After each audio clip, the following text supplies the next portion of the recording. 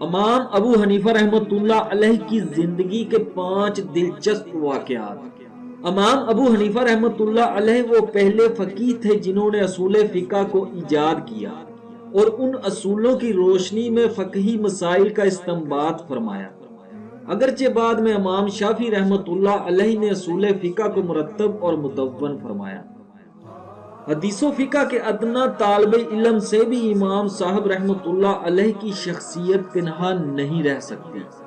اس لافانی کردار کی مبارک زندگی کے ہر پہلو سے غوطہ خوری کرنے والوں کو لاسانی لال و جواہر حاصل ہو سکتے ہیں، جو زندگی کے ہر موقع میں انسان کی رہنمائی کرنے کی صلاحیت رکھتے ہیں۔ تو چلیں واقعات کے سلسلے کو تفصیل سے بیان کرتا ہوں۔ واقعات کی ویڈیو کو سٹارٹ کرنے سے پہلے، آغاز کرنے سے پہلے اپنے نئے معزز آنے والے ساتھیوں سے گزارش ہے کہ چینل کو سبسکرائب کرنے کے ساتھ گھنٹی کے بٹن کو بھی دبا دیں۔ آغاز کرتا ہوں۔ امام ابو حنیفہ رحمۃ اللہ علیہ اور حضرت عثمان رضی اللہ تعالی عنہ کے دشمن کا دلچسپ واقعہ۔ کوفہ میں ایک شخص نعوذ باللہ حضرت عثمان بن عفان رضی اللہ عنہ کو یہودی کہا کرتا تھا۔ امام صاحب نے اس کے پاس جا کر ایک مرتبہ اس سے کہا، میں تمہاری لڑکی کے لیے شادی کا پیغام لے کر آیا ہوں۔ لڑکا نہایت شریف، مالدار، حافظ قرآن، سخی اور عبادت گزار ہے، خدا کا خوف رکھتا ہے، نماز روزہ کا سخت پابند ہے۔ یہ سن کر اس نے کہا، میں تو اس سے کم حیثیت والے شوہر پر راضی تھا، یہ رشتہ بہت خوب ہے۔ امام ابو حنیفہ رحمۃ اللہ علیہ نے فرمایا، مگر ایک بات ہے، وہ یہ کہ لڑکا یہودی ہے۔ یہ سنتے ہی اس نے شدت سے انکار کرتے ہوئے کہا، آپ یہودی سے میری لڑکی کی شادی کرنا چاہتے ہیں؟ امام ابو حنیفہ رحمۃ اللہ علیہ نے جواب دیا، تمہارے خیال کے مطابق رسول اللہ صلی اللہ علیہ وآلہ وسلم نے اپنی 2 صاحبزادیوں کی شادی یہودی سے کی تھی۔ یہ سنتے ہی اللہ تعالیٰ نے حق کے لیے اس کا دل کھول دیا۔ اس نے فوراً استغفار کی، اللہ سے معافی مانگی اور آئندہ ایسی بات نہ کرنے کا عزم کر لیا۔ امام ابو حنیفہ رحمۃ اللہ علیہ کی اپنے شاگردوں کو انمول نصیحت کا واقعہ۔ امام ابو یوسف رحمۃ اللہ علیہ فرماتے ہیں کہ ایک دن بارش ہو رہی تھی۔ ہم لوگ امام صاحب رحمۃ اللہ علیہ کے حلقہ درس میں ان کے ارد گرد بیٹھے ہوئے تھے۔ حاضرین میں داؤد طائی، قاسم بن معان، عافیہ بن یزید، وکی بن جراح، مالک بن مغول اور ظفر بن حزیل بھی شامل تھے۔ امام ابو حنیفہ رحمۃ اللہ علیہ نے ہماری طرف متوجہ ہو کر فرمایا، تم لوگ میرے دل کا سرور اور آنکھوں کا نور ہو۔ میں نے تم لوگوں کو دین کی فقہ میں اس قابل بنا دیا ہے کہ لوگ تمہاری اتباع کریں۔ تم میں سے ہر ایک عہدہ قضاء کی صلاحیت رکھتا ہے۔ میں اللہ تعالیٰ اور تمہارے علم کا واسطہ دے کر کہتا ہوں کہ علم دین کو اجرت اور مزدوری کی ذلت سے محفوظ رکھنا اور اس کو ذریعہ معاش نہ بنانا۔ اگر تم لوگوں میں سے کوئی عہدہ قضاء میں مبتلا ہو جائے اور اس بارے میں اپنے اندر کوتاہی یا خرابی محسوس کرے جس سے عوام بے خبر ہوں، تو اس کے لیے اس منصب میں رہنا جائز نہیں ہے۔ اگر مجبوراً اس منصب پر جانا ہی پڑے تو عوام سے بے تعلق نہ ہو، 5 وقت محلہ کی مسجد میں عام مسلمانوں کے ساتھ نماز پڑھے اور ان کی دینی ضروریات معلوم کرے۔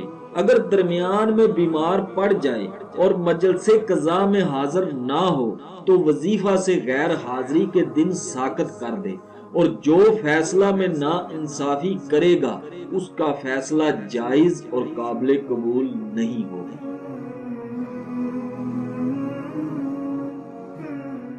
امام ابو حنیفہ رحمۃ اللہ علیہ کی ایک دولت مند کو نصیحت کا واقعہ۔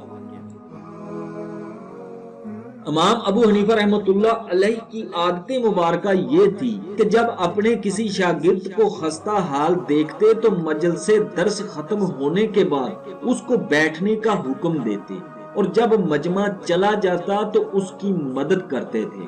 ایک دن ایک طالب علم کے جسم پر پھٹے پرانے کپڑے دیکھے تو حسب معمول اس کو بیٹھے رہنے کا حکم دیا۔ اور جب سب لوگ چلے گئے تو کہا مصلی اٹھاؤ، اس کے نیچے رقم ہے، لے لو اور اپنی حیات بدل ڈالو۔ اس طالب علم نے کہا میں امیر آدمی ہوں، ناز و نعمت میں زندگی بسر کرتا ہوں، مجھے اس کی ضرورت نہیں ہے۔ امام صاحب نے فرمایا تم کو یہ حدیث معلوم نہیں؟ اللہ اس کو پسند کرتا ہے کہ اپنے بندے پر اپنی نعمت کا اثر دیکھے۔ جب تم مالدار آدمی ہو تو اپنی حالت درست کر لو تاکہ تمہارے احباب تمہاری خستہ حالی دیکھ کر غمگین نہ ہو۔ امام ابو حنیفہ رحمۃ اللہ علیہ اور مسجد حرام کی توسیع کا دلچسپ واقعہ۔ خلیفہ ابو جعفر منصور نے ایک مرتبہ حج کے موقع پر مسجد حرام کی تنگی دیکھ کر اس کو وسیع کرنے کا ارادہ کیا اور آس پاس کے مکانوں کو حرم میں ملانے کے لیے ان کے مالکوں کو خطیر رقم پیش کی، مگر وہ لوگ حرم کا قرب چھوڑنے پر کسی طرح راضی نہیں ہوئے۔ ابو جعفر منصور بہت پریشان ہوا، زبردستی کر کے مکانات غصب بھی نہیں کر سکتا تھا۔ اس سال امام ابو حنیفہ رحمۃ اللہ علیہ بھی حج کو گئے، مگر لوگوں کو ان کی آمد کی خبر نہیں تھی اور نہ ہی ابھی تک وہ فقیہ و مفتی کی حیثیت سے مشہور و متعارف ہوئے تھے۔ جب امام ابو حنیفہ رحمۃ اللہ علیہ کو اس واقعہ کی خبر ہوئی تو خود ابو جعفر کے پاس گئے اور کہا کہ یہ معاملہ بہت آسان ہے، امیر المومنین مکان کے مالکوں کو بلا کر ان سے دریافت کریں کہ کعبہ تمہارے جوار اور پڑوس میں اترا ہے یا تم اس کے جوار میں آ کر آباد ہوئے ہو۔ اگر وہ جواب دیں کہ کعبہ ہمارے پاس اترا ہے تو یہ جھوٹ ہے، اگر وہ جواب دیں کہ ہم کعبہ کے جوار میں اترے ہیں تو ان سے کہا جائے کہ اب اس کے زائرین و حجاج زیادہ ہو گئے اور مہمانوں کے لیے اس کا صحن تنگ ہو گیا ہے اور وہ اپنے سامنے کے میدان کا زیادہ حقدار ہے، اس لیے اس کی زمین خالی کرو۔ اس رائے کے مطابق ابو جعفر منصور نے مکان کے مالکوں کو طلب کر کے یہی بات کہی اور ان کے ہاشمی نمائندوں نے اقرار کیا کہ ہم لوگ کعبہ کے جوار میں قیام پذیر ہوئے ہیں۔ اس کے بعد سب لوگ اپنے مکانات فروخت کرنے پر راضی ہو گئے۔ امام ابو حنیفہ رحمۃ اللہ علیہ اور 14 سالہ ذہین لڑکے کا دلچسپ واقعہ۔ امام محمد رحمۃ اللہ علیہ کے زمانہ میں کوفہ علم حدیث، فقہ اور لغت کا گہوارہ بن چکا تھا۔ حضرات صحابہ کرام رضی اللہ عنہم کا وہاں قیام اور حضرت علی رضی اللہ عنہ کا کوفہ کو دارالخلافہ بنانا مزید اس کی علمی چمک دمک میں اضافہ کر رہا تھا۔ امام محمد رحمۃ اللہ علیہ قرآن سیکھنے اور کچھ حصے حفظ کرنے کے بعد وہاں کی ادبی مجلسوں اور حلقہ ہائے درس میں شامل ہونے لگے۔ جب 14 سال کی عمر کو پہنچے تو امام ابو حنیفہ رحمۃ اللہ علیہ کے پاس گئے۔ انہوں نے امام ابو حنیفہ رحمۃ اللہ علیہ سے پوچھا آپ ایسے نابالغ لڑکے کے بارے میں کیا فرماتے ہیں جسے عشاء کی نماز پڑھنے کے بعد رات کو احتلام ہو جائے، کیا عشاء کی نماز لوٹائے گا؟ امام ابو حنیفہ رحمۃ اللہ علیہ نے فرمایا جی ہاں۔ امام محمد رحمۃ اللہ علیہ نے مسجد کے ایک کونے میں جا کر عشاء کی نماز لوٹا دی۔